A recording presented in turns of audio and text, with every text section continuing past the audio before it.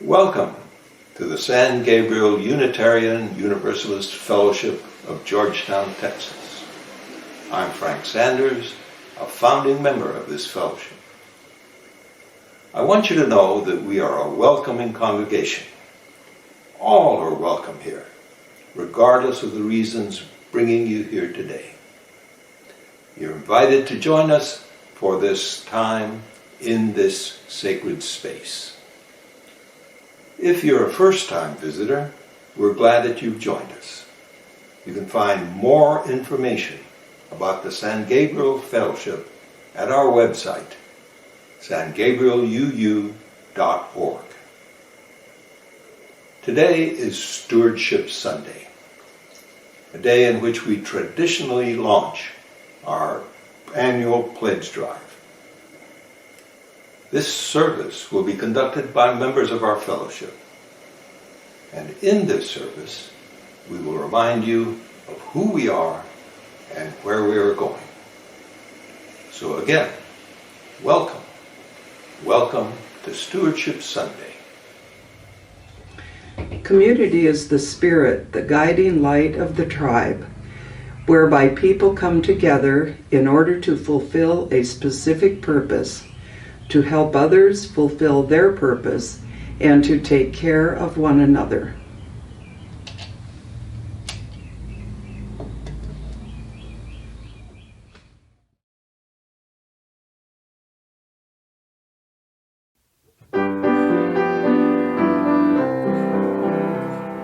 Enter, rejoice, and come in.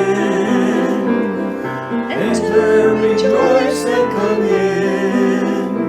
Today will be a joyful day.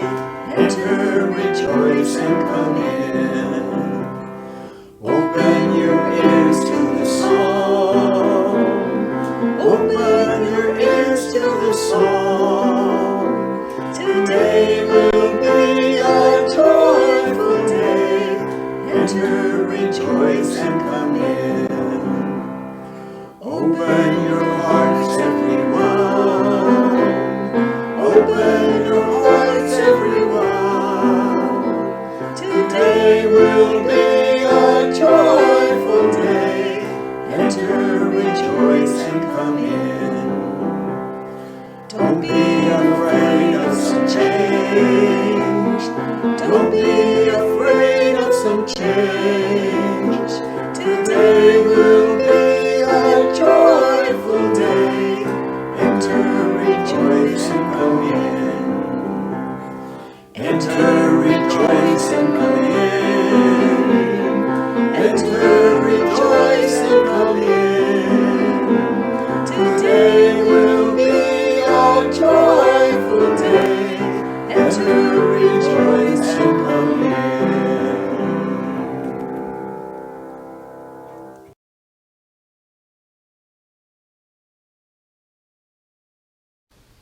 The 7 UU principles represented by the RE singers.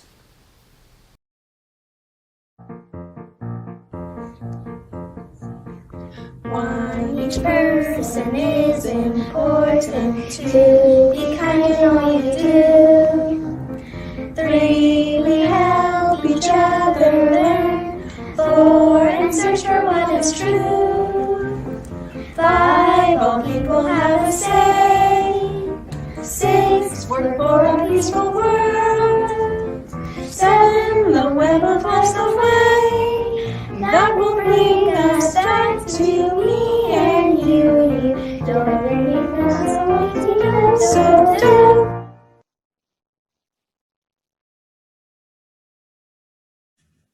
Good morning, San Gabriel. I hope you all are doing well today. I've got a wonder box with me. Not making any noise this morning. I wonder what could be in here. I wish I could hear your guesses, because I know with our wondering minds, we would be helping each other figure out what is in here. It's not very heavy. Let's open it up and see what's in here. Can you see that? It's bread. Several pieces. I'll be making those into sandwiches later. So many of us eat bread every day, and there's so many different kinds, and from around the world, so many cultures make different types of bread. And while bread represents sustenance and life, it also reminds me of an expression, which I'm sure some of you know is from the Bible, that we do not live on bread alone. And I've got a story about that. It's called Frederick by Leo Leone, shared with permission from Random House. All along the meadow where the cows grazed and the horses ran, there was an old stone wall. In that wall, not far from the barn and the granary, a chatty family of field mice had their home. But the farmers had moved away, the barn was abandoned, and the granary stood empty. And since winter was not far off, the little mice began to gather corn and nuts and wheat and straw. They all worked day and night, all except Frederick. "Frederick, why don't you work?" they asked. "I do work," said Frederick. "I gather sun rays for the cold, dark winter days." And when they saw Frederick sitting there staring at the meadow, they said, "And now, Frederick?" "I gather colors," answered Frederick simply, "for winter is gray." And once Frederick seemed half asleep. "Are you dreaming, Frederick?" they asked reproachfully. But Frederick said, "Oh no, I am gathering words, for the winter days are long and many, and we'll run out of things to say." The winter days came, and when the first snow fell, the 5 little mice took to their hideout in the stones. In the beginning, there was lots to eat, and the mice told stories of foolish foxes and silly cats. They were a happy family. But little by little, they had nibbled up most of the nuts and berries. The straw was gone, and the corn was only a memory. It was cold in the wall, and no one felt like chatting. Then they remembered what Frederick had said about the sun rays and the colors and the words. "What about your supplies, Frederick?" they asked. "Close your eyes," said Frederick as he climbed on a big stone. "Now I send you the rays of the sun. Do you feel how their golden glow?" And as Frederick spoke of the sun, the 4 little mice began to feel warmer. Was it Frederick's voice? Was it magic? "And how about the colors, Frederick?" they asked anxiously. "Close your eyes again," Frederick said. And when he told them of the blue periwinkles, the red poppies, and the yellow wheat and the green leaves of the berry bush, they saw the colors as clearly as if they had been painted in their minds.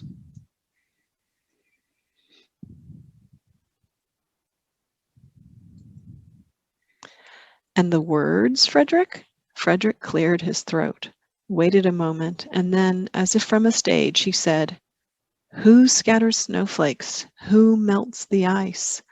Who spoils the weather? Who makes it nice? Who grows the 4-leaf clovers in June? Who dims the daylight? Who lights the moon?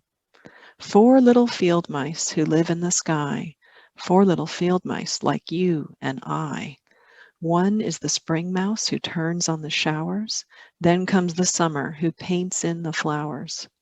The fall mouse is next with walnuts and wheat, and winter is last with cold little feet. Aren't we lucky the seasons are 4? Think of a year with 1 less or 1 more."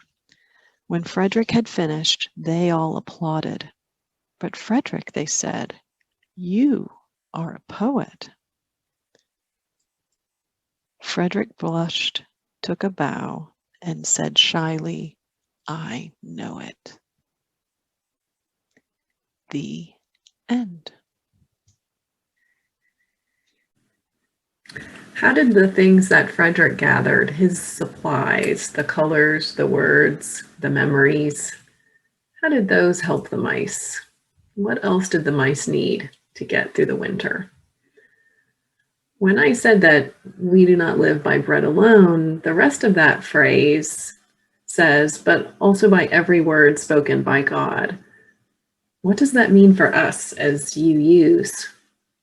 We find our spiritual sustenance in many different ways, but hopefully, being so fed, we help to create a little bit of heaven here on earth for ourselves, for one another, for our world.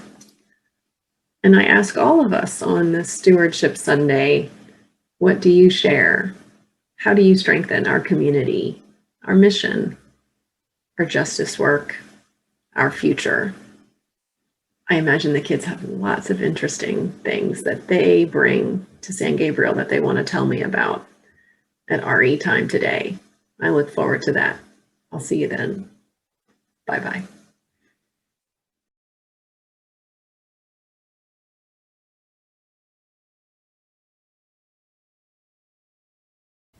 Once, many years ago, there were UUs living in Georgetown, but there was no UU church to bring us all together. It was necessary to drive many miles to find a Sunday worship service. Some UUs joined First Church in Austin or Live Oak and Cedar Park, but it was still a very long drive. Something had to be done. A message was sent out seeking Unitarians. A meeting at a home in Sun City was planned, and thus was born a UU presence in Georgetown. For those of us who attended Live Oak but missed a lot of the activities because of the driving distance, the Sun City group filled in with occasional Sunday services, book groups, discussions, speakers, even picnics. By the end of our first year, we made it official. In December of 2007, we joined the UUA as San Gabriel Unitarian Universalist Gathering, a name chosen for our local river because rivers make connections, connecting people and ideas all up and down their length. We had connected to each other, and we hope to connect to others in time. But it was hard at first. We had to find a place to meet, programs to present. We had to keep records, manage finances. We had to have coffee, lots of coffee. Without a steady meeting place, we had no storage. So I volunteered my home's linen closet for the first 6 years to store the church coffee supplies and the party supplies and the paper plates and plastic forks. Things like AV equipment, membership supplies, all our belongings were housed in the garages and closets of our members. We met in meeting rooms in Sun City, in the library. We were on the 3rd floor across the street from the courthouse. And finally, we were in the atrium at the Sun City Activity Center. None of these were secure, though, and they weren't ours. We knew we could lose our use of them at any time, and besides, there were varying arrangements for rental fees and room sharing, lots of arrangements to be made, and the coffee and supplies were still in my linen closet. At the same time, we wanted to become more than what we'd been. We wanted to be a real church. We wanted a minister. We wanted a building. And we wanted to grow beyond Sun City. We started with hiring Reverend Mark Scrobutz, part-time, as part-time was all we could afford. We hoped to move into a space of our own, but really, isn't that a big risk for a small group that can't even afford their minister a full-time assignment? Just how much risk were we willing to take? The UUA can be very helpful with this. And I don't want to skim over the risk, as expanding would require a heavy investment in both time and treasure. And we had already worked hard for several years. So we welcomed the UUA's help. They sent us someone to help us discover just what we needed to know. Were we overreaching? What did we need in order to make that first step? And what should that first step be?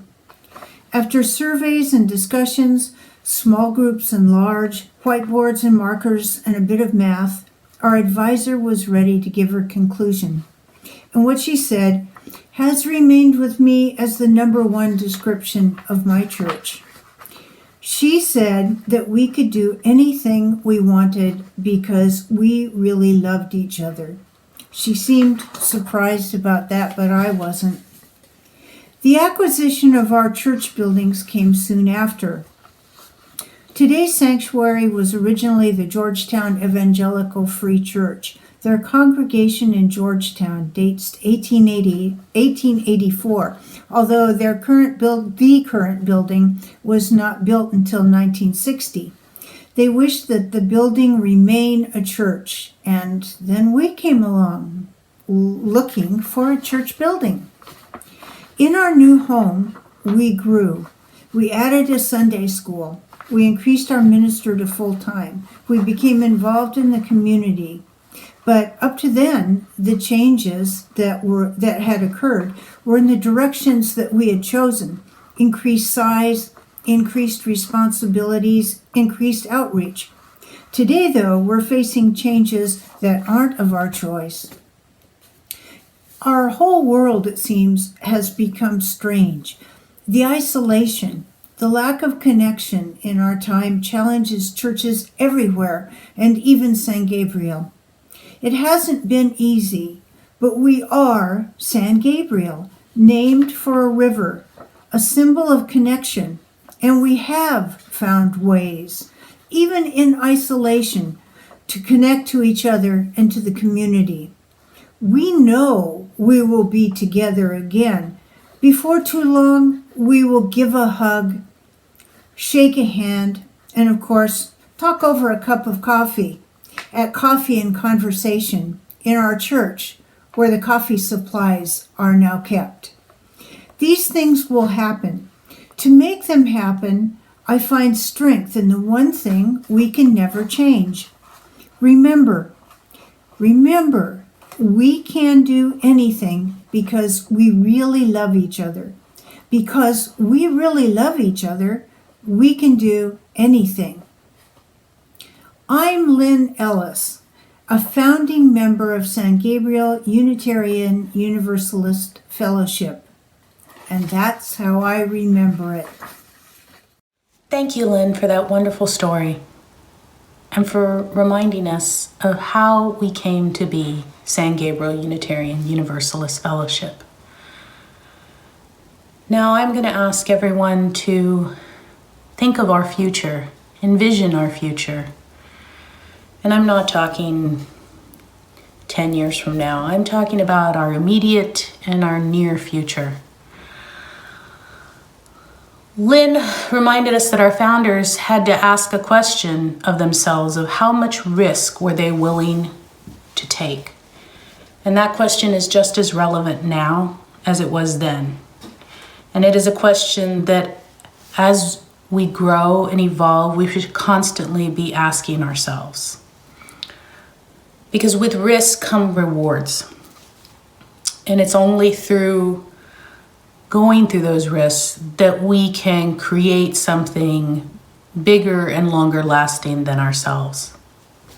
So I ask you to envision an immediate future where we can return to in-person services, where we can enter the sanctuary again, have picnics, have potlucks, get to see and speak with each other in person, face to face. And I know that seems like a long time ago since we've done that, and that it seems really far in the future, but it's really not. It's not an if, it is a when. And the board is already developing a working group to address the plethora of criteria that need to be established and acknowledged in order to do in-person services and gather again in our sanctuary and on our property. This is something that will happen. I can't tell you when because I don't have a crystal ball and it doesn't work that way. There's so many moving parts, but it is a win. And we are working through that. And the UUA has provided wonderful guidance on this. And we've spoken with lots of different congregations. And it is something that is different for every congregation and different areas of the country. But I'm also going to talk about further into the future. Finding a minister and what that will look like. Working towards having a minister again. Maybe it will be part-time at first and then full-time. Again, we don't know what that looks like, but we are working towards that. And part of working towards that is demonstrating financial stability, particularly for calling a minister. And Ron, our treasurer, is going to speak to that and expand on that more when he talks after me. This also, in our future, there's always been an expressed interest in building out our social justice, which we have been doing even in light of this pandemic. And our future is to grow that social justice program and reach out into our community, our surrounding community more than we already have. Lynn told us about our past. And that's where our future begins, is in our past. But it's grounded in our present. Because only by giving in the present can there even be a future. And what that vision of the future is dependent on what we're able to provide right now, what we're able to support through our volunteerism and through our financial contributions.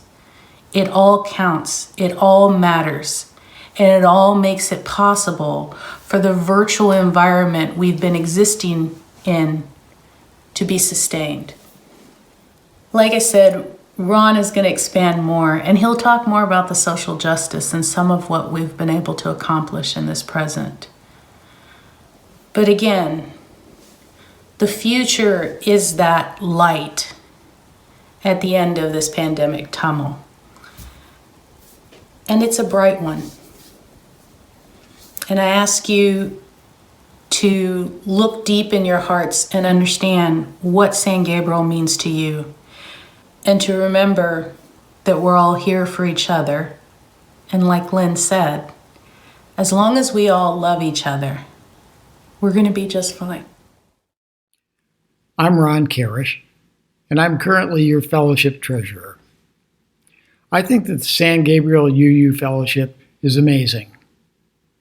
We work to better the wider community, we help each other, and we gather together to become better individuals. The fellowship is more than the sum of its parts. Certainly more than the 3 buildings on Hutto Street, more than 100 souls singing on Sunday morning. During the pandemic, especially during the pandemic, we have been active. In the community, we are a visible and enduring display of support for Muslims and others. Our building displays banners indicating we are a welcoming community. We have a rock garden remembering individuals who have been lost. Members and friends host and participate in a variety of activities, such as Why Can't We Be Friends? Our sermons for those who are marginalized in the community, and we march for causes that we support. The fellowship has responded to a number of people in crisis because of your very generous contributions to the emergency fund. We've responded to illness, job loss, housing and food insecurity, and personal crisis. This has made a difference. In one case, I know that this has changed a life. Our Little Free Pantry was repurposed from the Little Free Library. Jaquita Wilson, a member of the congregation, began Central Texas Together to support families who lost everything in the storm. Members and friends have made contributions and volunteered. they've collected, sorted, and distributed goods to those in need. The UUA has recognized us and provided a $5,000 grant to continue this work. Members of the congregation are operating facilities for families. While we are not having in-person services, the sanctuary is not empty. We provide a safe environment for students at risk so that they can continue their education. On March 13th, a year ago, the board announced that we were closing the building for 2 weeks. If only we had known. Well, 2 days after that, on March 15th, we had our first virtual service, courtesy of some magic provided by Karina Whitaker-Lewis, our DRE. Since then, an army of many, many volunteers, the DRE, admin and IT, and the video staff have kept us connected. With RE creativity and ongoing activities, we've supported our families. We are caring for the members and friends of the fellowship. We're maintaining the beloved community. We're doing a lot. All of this requires money. Money for those in need, money to fund operations, and money to fund a professional leadership, staff, and a structure to make everything work. We're surviving the chaos, and now it is time to prepare to move forward. What does the fellowship need? First and foremost, members and friends. We are the fellowship. We are the church. We are the community. We need a DRE and a minister, currently visiting ministers, to provide professional leadership. The admin IT, video staff, and many, many, many volunteers prepare and deliver activities during the week, including the Sunday service. This will likely continue as we transition from virtual to a combination of virtual and in-person service to something in the future. We need facilities. We can't do RE as well in church from a box or from a computer screen. And where would we find a space for 100 singers, families, and coffee? Previously, the congregation voted overwhelmingly, we want a settled minister. Well, this is how we move forward. The pledge goal for 2021-22 fiscal year is $171,000. This is more than we expect to spend, but we need these funds and more. In order to attract and engage a minister, the fellowship needs years of sufficient, consistent income to support operations and compensation for a minister. $171,000 this next year is a base from which we can increase to this required level. The pledge goal for this year also establishes a reserve for the search and relocation of a future minister. It increases funding for social justice and for our fair share contribution to UUA. And it partially replenishes the maintenance reserve, which we have depleted in recent years, upgrading and maintaining our buildings.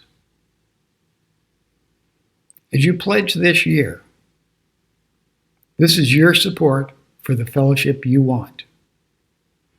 If you can maintain your pledge amount from last year, good. If you are able to increase your financial support, even better. The San Gabriel Fellowship is us. This would normally be the offertory, but not today.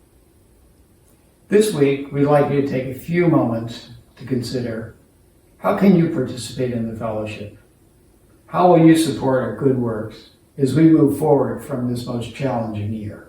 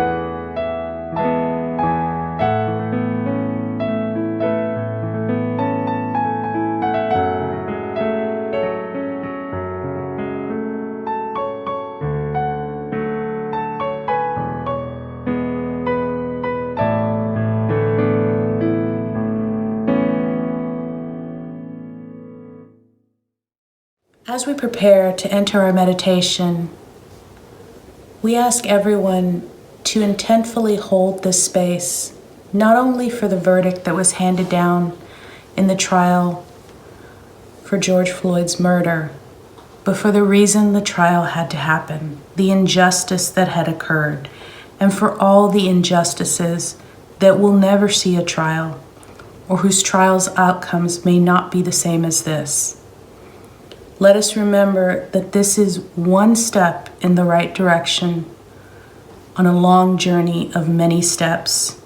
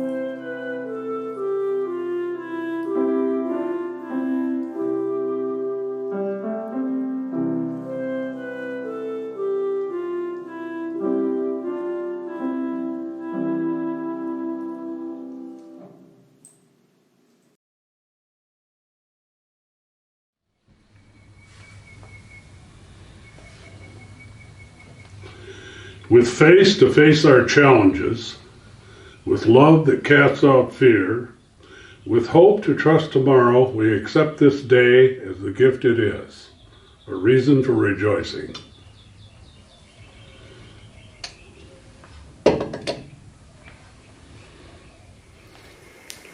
This morning, our opening hymn was Enter, Rejoice, and Come In.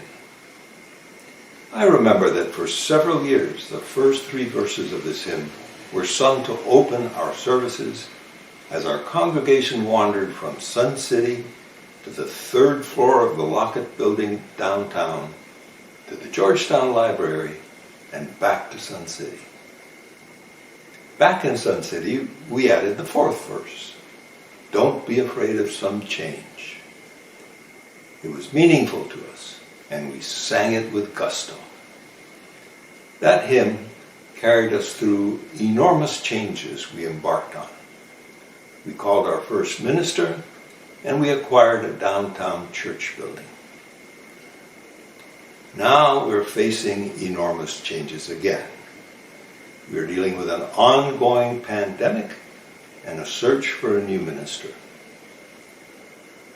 A year ago, I don't think many of us would have foreseen how successfully our staff and members have dealt with the dislocation the pandemic brought us.